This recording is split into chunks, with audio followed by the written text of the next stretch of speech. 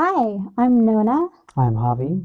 and we are facilitator teachers for Tai Chi for couples. Welcome to Taiji for Couples. If you are watching this, you probably have our ebook, and if not, get in touch with us. But we just wanted to tell you a little bit about ourselves. We both were students with Dr. Yang Join Ming at his YMAA retreat center in Northern California. Javi for 10 years, and myself for three in a 3-year long term program covering Tai Chi Chuan, Qigong, and meditation. Javi did his program with the same emphasis plus White Crane and Shaolin Gong Fu. We are all also students of mediation, nonviolent communication, and Pushing for Peace, which is a program for kids. And we're both ambassadors for that. So we have an interest in a lot of interpersonal work as well as intrapersonal work. Um, I came to Tai Chi Qigong a little later in life than Javi did. I originally was more interested in dance and yoga. I have a 2-decade long practice in those disciplines, and then found Qigong later and really fell in love with it for various reasons. And Tai Chi was even later than that, a little bit after, and was a surprise because I never really had an interest in martial arts.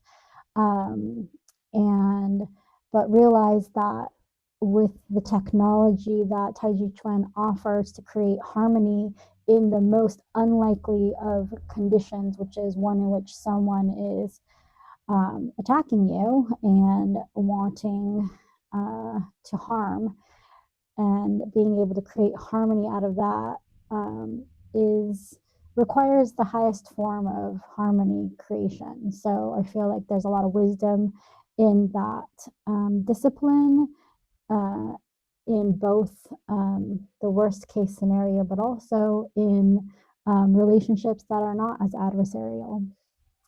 So I'm really excited to share my beginner's mind around these things with new people new to Qigong and Tai Chi, and love to share what wonderful gifts that they can bring. We're really excited to be sharing this material with you. For me, I grew up doing martial arts, and I grew up basically a karate kid in the 80s and 90s, and I always pursued martial arts studies and practice, even when I came into adulthood, and it always spoke to me, and there was always a deeper level of seeking that martial arts practice and training allowed for me.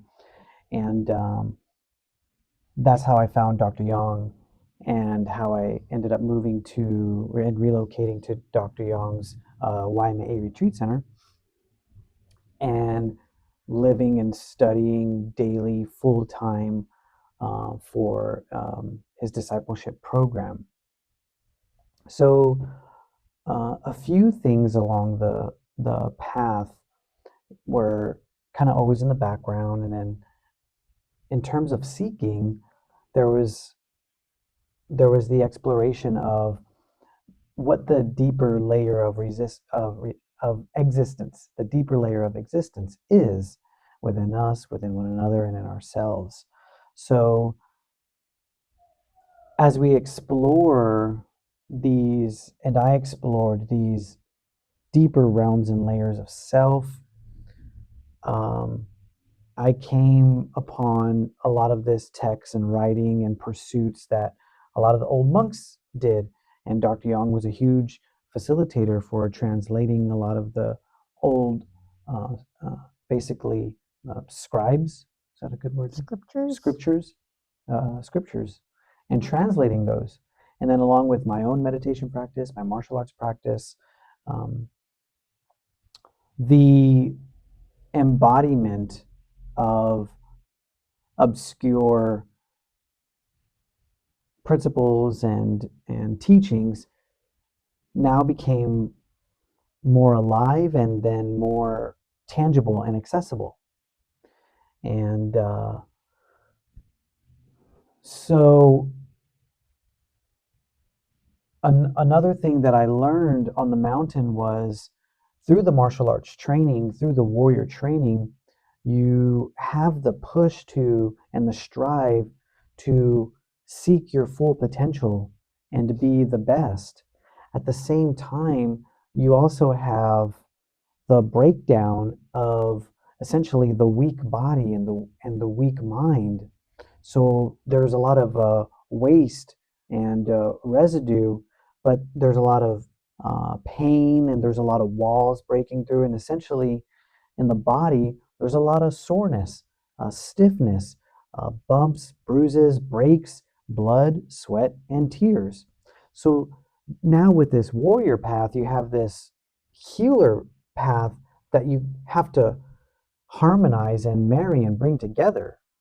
So the healing path, trying to heal myself so that I can be my best self, start to sort of create this engine where they feed off one another. And the healing path became the nourishing path and the self care path for me, which now started to give substance and value to that young fire warrior pursuit. And then it started to, and then that nourishing path was a lot of like the water that cooled that fire to sort of bring me into a little bit of harmony. And so understanding, feeling, and seeing this, I thought, oh, okay, well, how deep can I take this self care and nourishing path? And so for me, there's that concept of harmonizing yin and yang, and then in partnership and in relationship, harmonizing exchange of yin and yang. Sometimes she's yin, sometimes she's yang, and vice versa. And the idea of harmonizing together is it falls on our practices of Tai Chi in terms of connecting, staying connected, and listening and following um, to seek understanding.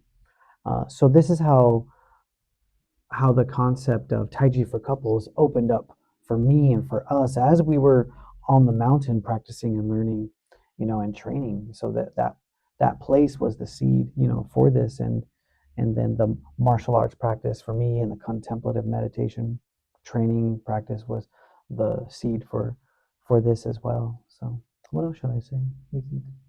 I think that was pretty darn good. Yeah. um, Shall we turn the page? we'll turn the page. Well, we're so glad you're here. This is a fun practice, a revealing practice, a surprising practice, and an engaging and connecting practice. So we're really happy to be sharing this with you. So let's turn the page.